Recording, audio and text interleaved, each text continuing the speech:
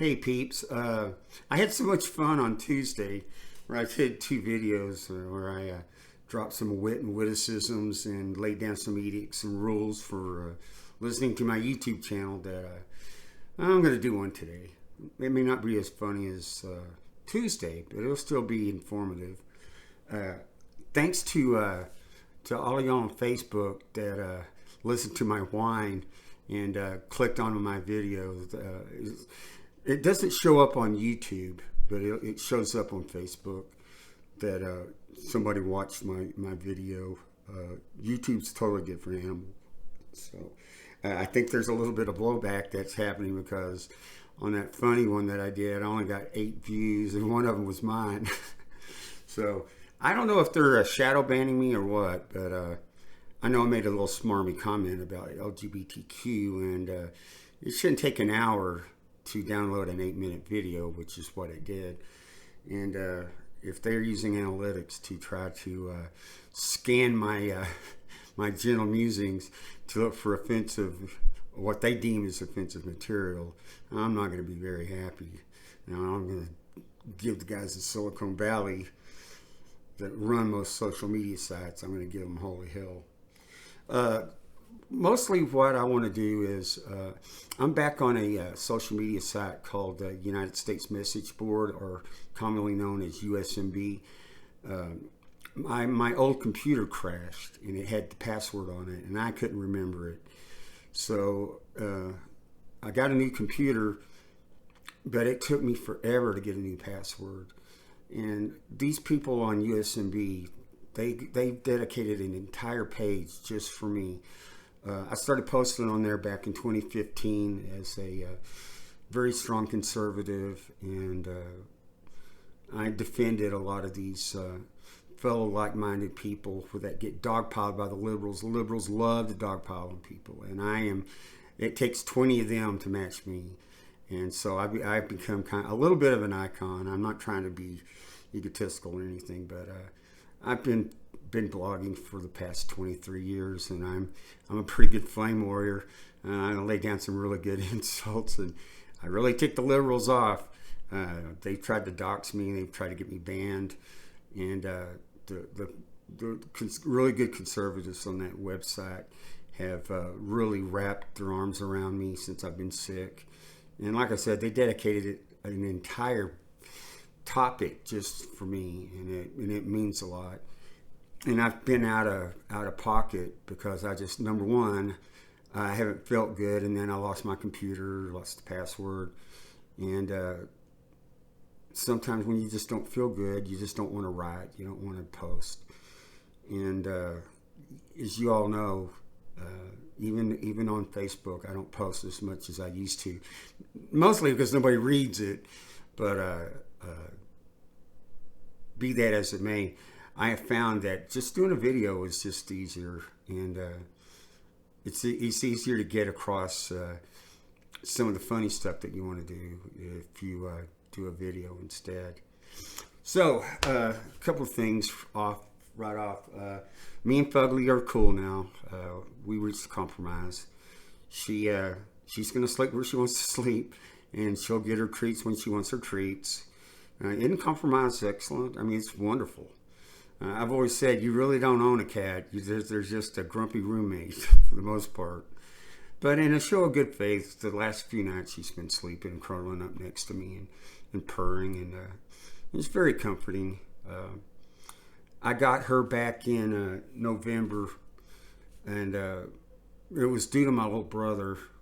I wouldn't be able to have this cat unless my little brother would agree to take her when I'm gone, because that cat's going to outlive me. And I lost 2 cats in Carrollton because they were antisocial and I couldn't bring them with me. I was so sick. I almost died the first couple of weeks I was here in Amarillo, and Sandy's husband had to gather them up in a cat carrier and take them down to all the no-kill shelters were full. And so I can look at videos and pictures of Bobcat and Lucy and just lose it. Those little guys were the world to me, but I was the only one they got along with. So I couldn't bring them here, and when I started feeling a little bit better, I asked Eric if I got a cat, if he would, when I passed, if he would take the cat, and he said yes, of course. And so, that little cat's been a real blessing to me. And funny thing is, I didn't name her Fugly. All right, I already had a cat named Fugly, but the people that rescued her named her that. So that's why she's called. She's not an ugly little cat. She's very pretty, very precious. So that's good. Um, I wanted to also address something that my cousin said, and a little bit of a smarmy comment about. Well, it looks like you want to live. You sound like somebody that wants to live. I never said I wanted to die. I wanted quality of life, and there is no reason to live if you don't have quality. You're just existing. You're not living. And that was my point the entire time. Now, I have given up a few times, but you have until you walk in my shoes, and you've gone through what I've gone through. You don't understand, and you can't judge me. I was so sick at the end of May, and I signed a do not resuscitate order, and don't go to any special. Don't do any special things to prolong my life. And I meant it because I was that sick. And I was going to, when they took me into the emergency room and put me in ICU, it was the same hospital that Joshua had died in. So it just seemed like it was meant to be. And they decided that they were going to ignore what I requested because I was a candidate for this new protocol they wanted to try. Because I was height and weight proportionate for the most part, and I had no history of heart disease. I wasn't a smoker, and I had no history of heart disease. And but I had COPD, I had pneumonia, I had the flu, and I had COVID. And they had put me on several different cycles of antibiotics and prednisone before I ever went into the emergency room, and I would just relapse the entire time. And what they were wanting to do with me, since I was a candidate for this new protocol, was most middle-aged men that went in with all of these ailments of the lungs, is that they would spend 4 to 5 weeks in the hospital, and then when they would leave, they'd have to have an oxygen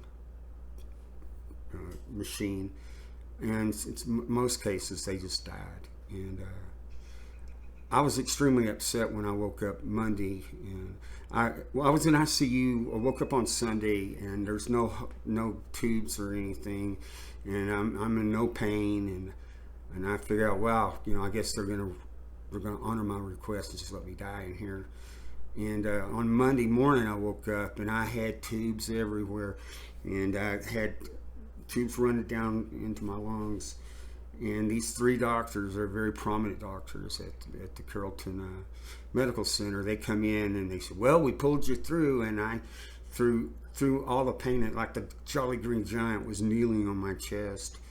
And I could barely talk, but I said, what do you want me to do, kiss your ass? I said, I asked y'all not to resuscitate me, and I asked you not to go to any special measures. I said, you did me no favors. And they told me they were going to need some help from me because of this new protocol they wanted to try. They wanted me to cooperate with them. They wanted me to let them take as many X-rays as they wanted. They wanted me to use this oxygen machine to see how the infection was still working by having me do these breathing things, and it has data on it. And they're going to need my cooperation. I said, no, I won't do anything like that. I said, I am mad, and I cannot believe that you guys did this to me. I was supposed to die here. So they walked out of the room. They didn't really know how to take my rant. And the next day they came in and told me I had full-blown AIDS. And now I'm already pissed off because they resuscitated me, but now they give me this news. And people can speculate, and people are going to think what they want to think. I don't know how I got it. I know that I was very promiscuous.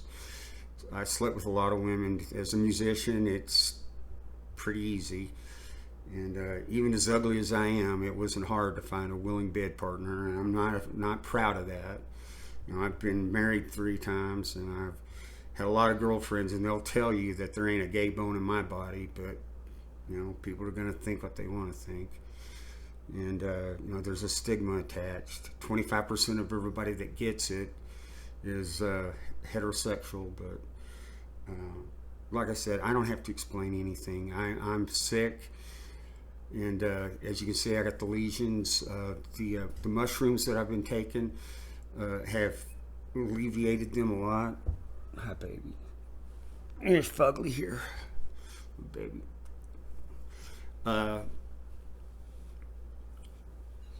Crap! I lost my chain of thought.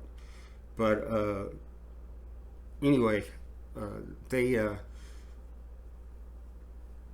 told me that I had full-blown AIDS, and I was like, so now you saved my life when I asked you not to, and now you give me this news, and it's just going to be even more of a burden. I don't even know where to go from here. I'm so weak and I'm so sick, and now because you didn't do as I asked, now I am screwed.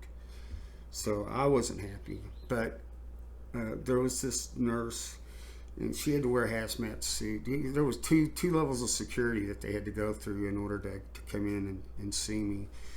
And there was this nurse that said, look, you have a chance to help mankind by letting them take these tests. And she explained to me that these 3 doctors were sticking their necks out to because they're told what protocols to use. They can't do it just by themselves. They have to follow a certain protocol.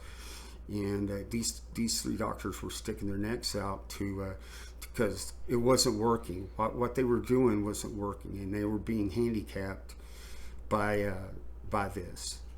And so, because I was a perfect candidate for this new protocol, they bypassed what I wanted. And she said, you have a chance to really help people. And I said, well, I don't owe anybody anything. Which is not me. That's not the way I am. Y'all know me.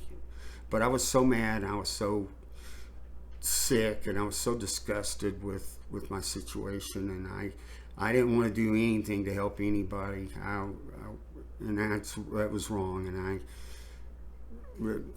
let's continue the story. She worked on me, and I finally broke down and said, okay, whatever you want me to do, I'll do. And this new protocol, it started getting better. My lungs started getting, the infection started leaving, and they came in. I only spent a week in the hospital, and normally you'd spend 5 to 6 weeks. And the doctor, he was from India. There was an Indian doctor, then there was one from Asia, and then there was a middle-aged white lady. They were all very prominent physicians, and they came in, and the Indian doctor grabbed my hand, and with tears in his eyes, he said, we did it. We changed it. You're going to be in a medical journal. And I said, well, I just hope you don't mention my name, and I hope you didn't mention that I cussed you out. Outside of that, that's pretty cool. I'll be in a medical journal. So I went home, but the infections were just so bad, and I just kept relapsing. And there just wasn't anything they could do. They could get me well for a little while, but because I had COPD so bad that I just kept getting sick. And they wanted to put me in hospice in Carrollton, and my little brother said, "No, you're not gonna die there. I'm gonna bring you here to Amarillo. I'm gonna get the house." My dad left us a house when he passed away, and he fixed up a room for me and just blasted me with antibiotics and some other things. And then Grayson got me the homeopathic stuff to try, and it really did make a huge difference. And but I should have died. Kenny Krugerberg, who brought me from. My old brother couldn't come up to Dallas with the U-Haul and help me get my meager belongings in my car up here to Amarillo. Kenny did. And he said he stopped 3 times because he thought I had stopped breathing. That's how sick I was. But what love that he had for me. I've known him for 40 years, and over 40 years, and he brought my car, brought my belongings up here. Just took a Saturday off and did it. And I tell you what, I don't know anybody that would do that. I am blessed. I think the only reason why I'm here is because of the love of people, and I don't know what I ever did to deserve it, to be honest. But I believe that that love can move mountains, and I believe that it can make the impossible impossible. And I'm here for some reason. I don't know why. I know that I'm defying medical science. Your CD4 count should be anywhere from 500 to 1200, and mine are single digits. The NFL gives a Wonderlic test, 50 questions, and you get 2 points for every right answer, and you get 2 points just for getting your name right. So my Wonderlic test was a 6, so I was single digits, and it still is. And I take a risk every time I go out in public, but I'm not going to curl up in a corner, afraid of the boogeyman, afraid of encountering some type of infection that wouldn't affect anybody else but me, because I have no way to fight it. But I've had people tell me, "Well, you're tempting God by doing this," and no, I'm living. I'm not gonna stop trying to live just because I have this. And I know the next shoe could drop at any time. I'm fully prepared for that. I'm not afraid.